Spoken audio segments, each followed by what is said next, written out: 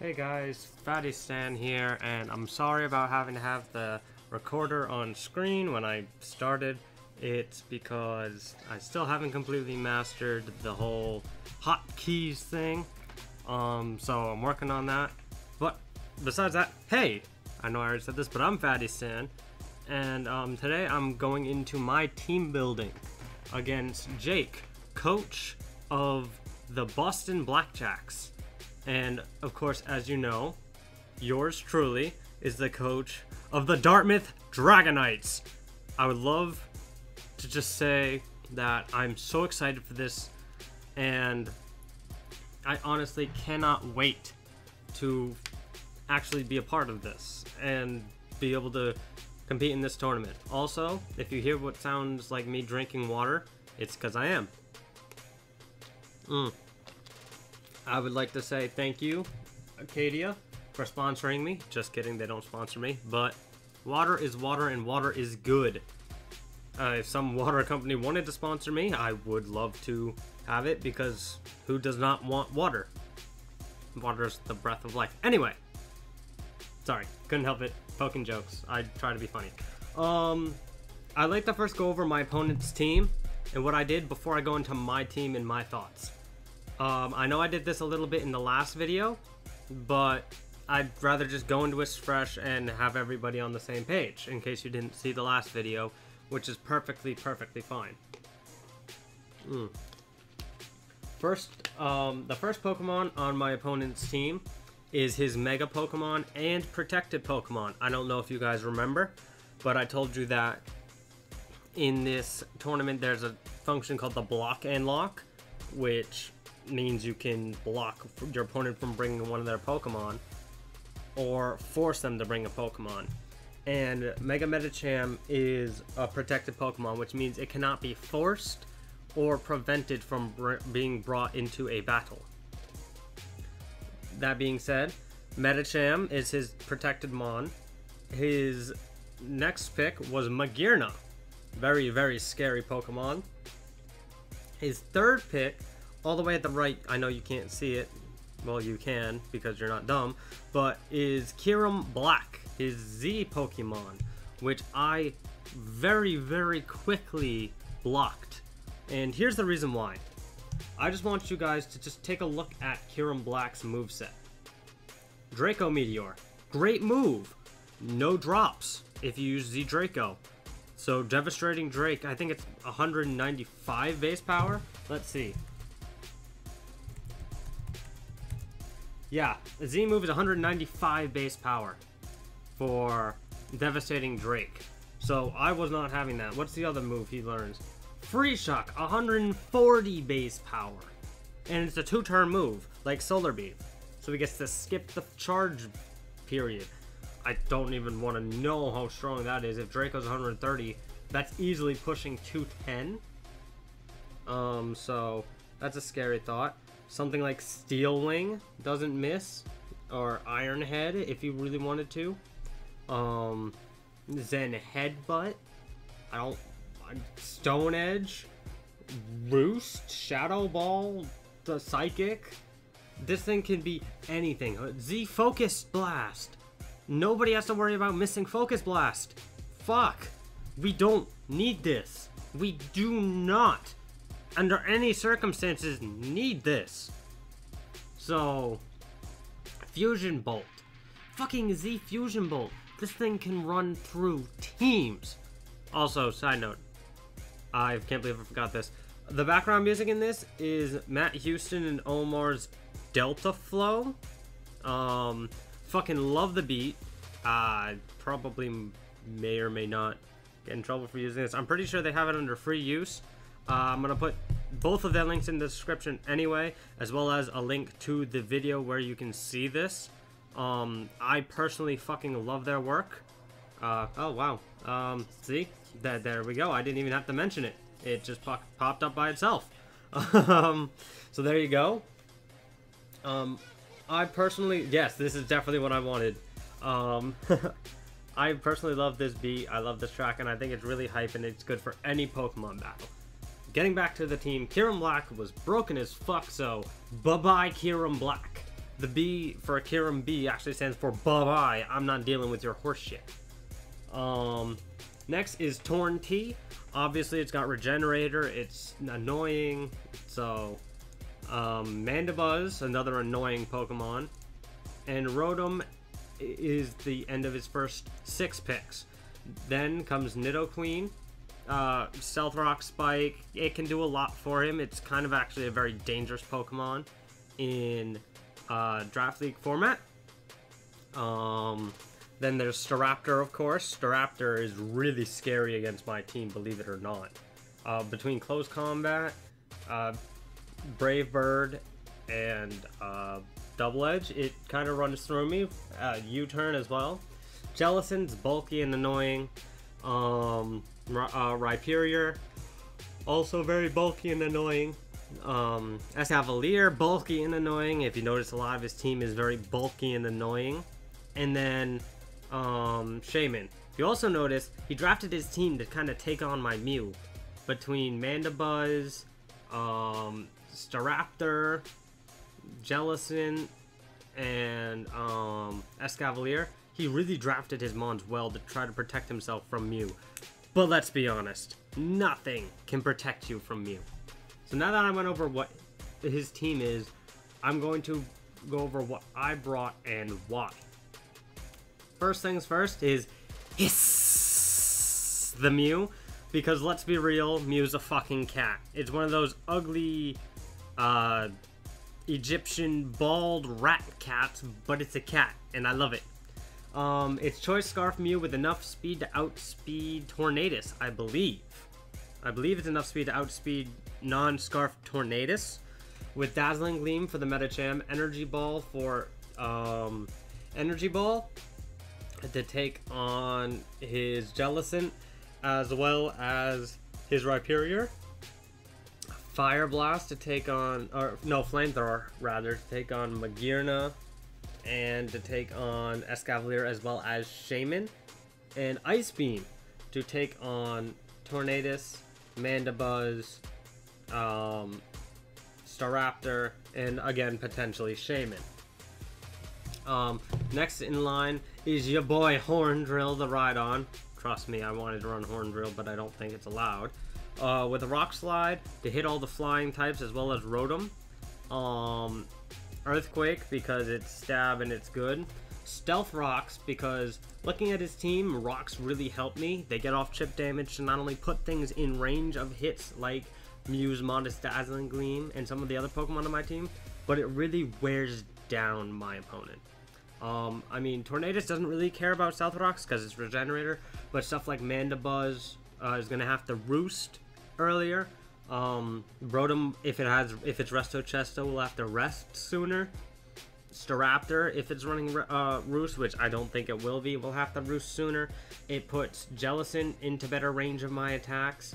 It puts Rhyperior into better range of my attacks, and it really overall wears things down. And the only thing he has to defog is that Mandibuzz. So if I can get rid of Mandibuzz or really make it get low, that's huge for me. Next is Giga Mummy, or my friend made up this name before I got it, before I did this team builder. I think he said it's Rukamantora, the ghost that is that inhabits one of the famous museums of Egypt. I'm gonna have to get the full name for you guys later. I thought it was fucking funny. I wanted to call it, oh, see, there we go again. I'm just, you know what, I'm just gonna, no, bad. I'm just gonna leave it there. It's fine. It just reminds you of what I'm doing in case I forget to do it. So, Cofagrigus is cool. I wanted to call it Atem or Giga Mummy, but Giga Mummy kind of sounded dumb, and I'd be ripping the name straight off from my opponent. That's what he calls his Cofagrigus. Or I guess that's where he refers to it. He plays VGC, I don't, so maybe it's a VGC joke. Fuck me, I don't care, I don't know. I wanted to call it Atem, like I said, but Atem was too generic. It's like Yu-Gi-Oh, but I'm playing Pokemon, so I have Will-O-Wisp. I should also mention Rockamentara is my designated, I don't want to say high jump kick, but Medicham switch in.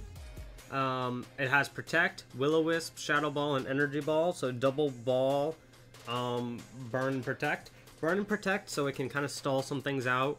Burn because after it gets burned, Mega Medicham doesn't do shit, especially after it loses its Mummy as soon as it loses Pure Power and gets burned. It doesn't matter what I switch into Mega Medicham, it doesn't do anything. Shadow Ball because without any Spatak investment at all, Shadow Ball does I think 71 points of damage to Medicham. So technically, Kavakrigus by himself can take out Medicham. I just have Mew ready just in case if I get crit or flinch to death with Kavakrigus. Which with Protect would be really hard. Energy Ball is just to hit Rhyperior in case it's offensive Rhyperior. And like I said, if I can take out Medicham relatively quickly, Kavakrigus becomes my Rhyperior switch. Dildo, my Mega Heracross. Oh, by the way, that defense investment is to make it so I don't get 2 hit KO'd by Pure Power Zen Headbutt. The first one I think barely does 50%. Barely, I think. So that's good. Heracross, or Dildo. Moxie, in case I get any kills without Mega Evolving, which I severely doubt because if you look at my moveset, it very much so needs to Mega Evolve. The attack and HP investment, the HP investment is off of the standard, and the attack investment I think is just enough so I can one-hit KO Jellicent with Bullet Seed. And then the rest is dumped into speed just because I don't want to be slower than some things. So that's nice. Rock Blast will do a lot of damage to stuff that tries to switch into Heracross on a prediction. Ugh, excuse me. And Pin Missile, obviously, is just great because it's Pin Missile. Electros is named Where's Tanner because I took this Pokemon from Tanner from last season because I really wanted it. It's running Assault Vest because this is my Magearna switch-in. I was dumb, and when I was team building the first time, I kept thinking Magearna could be running Twinkle Tackle, which it can't because if you guys remember, we have one designated Z Pokemon, which means that only that Pokemon can use Z moves.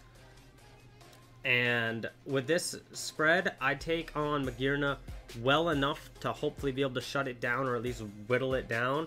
Volt Switch for Stab and for Switch Initiative. Giga Drain for anything that's immune to Volt Switch, aka Rhyperior. Plus, it gives me health back, which is good on an Assault Vest mon. You really need health back.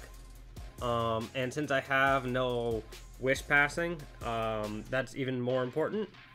And then Flamethrower for Magearna, obviously. As well as Knockoff, just get rid of items, because if I can get rid of items, that's huge. I was stuck between Knockoff and Super Fang. I don't know if I'll regret not putting on Super Fang. Super Fang helps, but Knockoff does a little bit more for me. So that's important. And then, for those of you who know, God, what's the name of, the Dead Poet Society. Oh, Captain, my Captain Dragonite. This is the weirdest set I have ever run to date on a Dragonite. I've run Special, I've run Physical, I've run Dragon Dance, I've run Multi-Scale with what's it called? The Weakness Policy. I've run Dragon Dance Weakness Policy. I've run Lumberry, normal Dragonite. This by far is the weirdest Dragonite set I've ever run, and the reason why I'm running it is because I have nothing better to put on my move slot. My opponent, Jake, made a very great play and decided to ban my Arcanine, which would have come in place of Dragonite had he banned anything else. I thought my opponent was going to ban my Azelf, because it's my Z user, which I actually might get rid of Azelf for a different Z user. I have maybe... I'm not going to say in my mind what I'm looking at. Maybe those of you who are very astute and clever may figure it out. But for now, Dragonite's coming. Dragonite, the Tailwind is so I can outspeed stuff. Just in case. I forgot why I put that much speed in there. I think it's to outspeed Tornadus once I get that +2, or it's to outspeed something else that's scary once I get that +2 or ×2 in speed. Obviously I want to throw as much attack in there as possible. Fire Punch to get rid of anything that's weak to fire. Earthquake specifically to get rid of 2 Pokemon, I believe. I don't know why. Excuse me, technical difficulties with my mouse. I don't know why my mouse is doing such.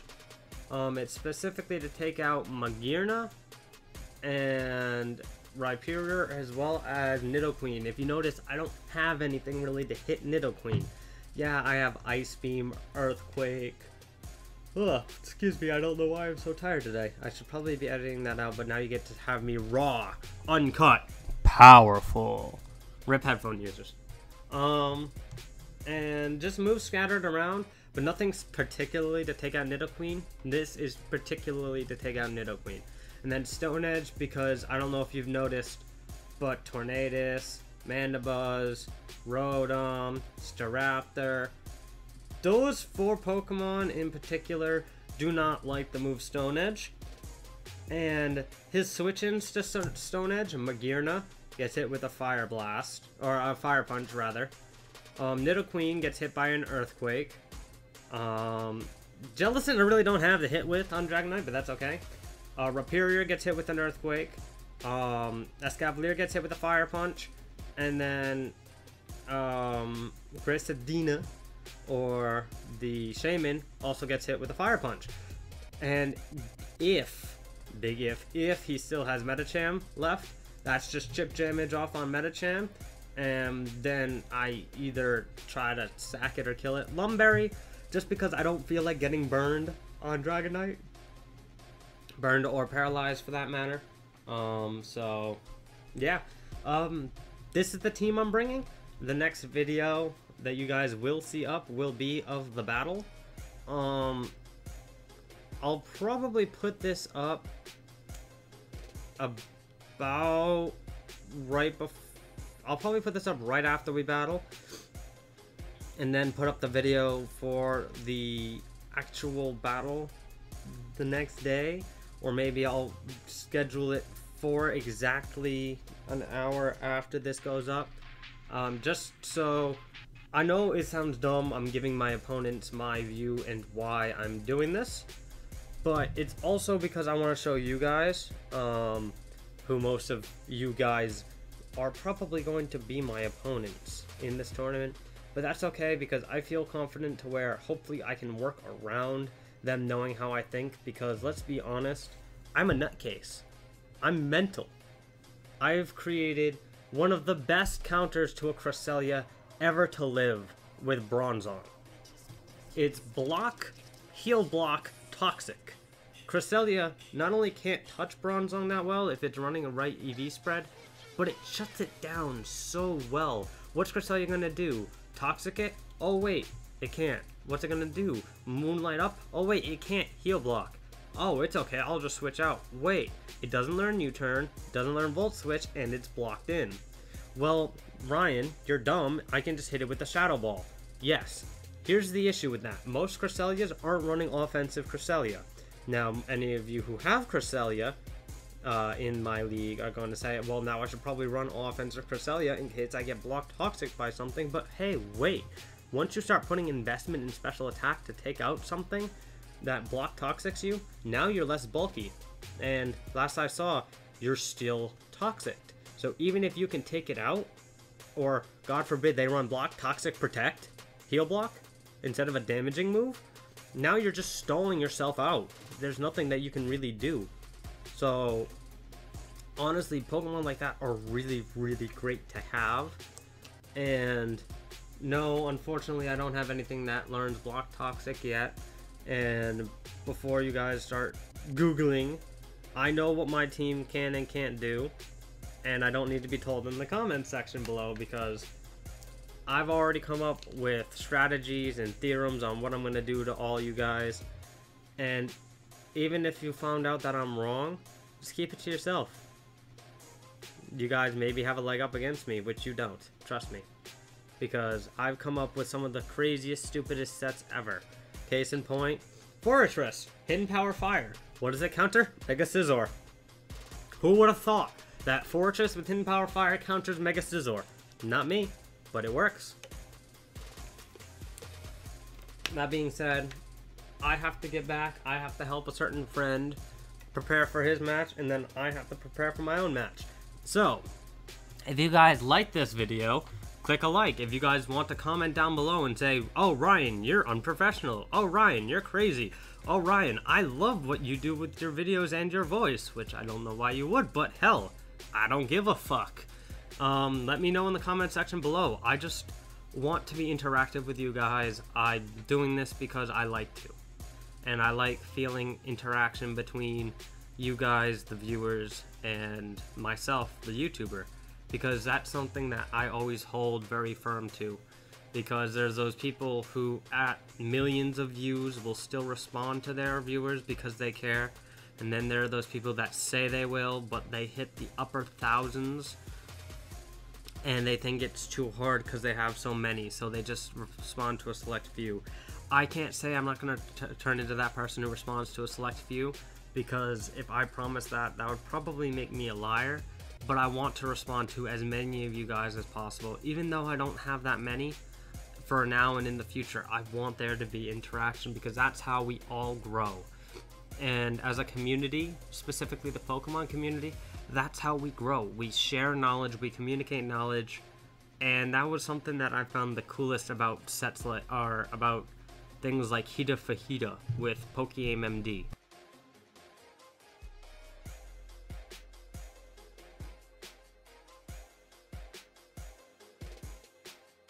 Blank, or if there's a lag, my microphone just kind of yelled at me and cut out. But what I was saying was, that's what's great about YouTubers like Pokémon MD who have stuff like Hida Fahita. It's really, really cool because you get to see things that you wouldn't normally see and learn things that you wouldn't normally learn. So thank you guys so much for watching. Comment, like, subscribe. Even tell me stuff that I can work on to make it better for you guys. But until next time, support your Dartmouth Dragonites and stay fatty.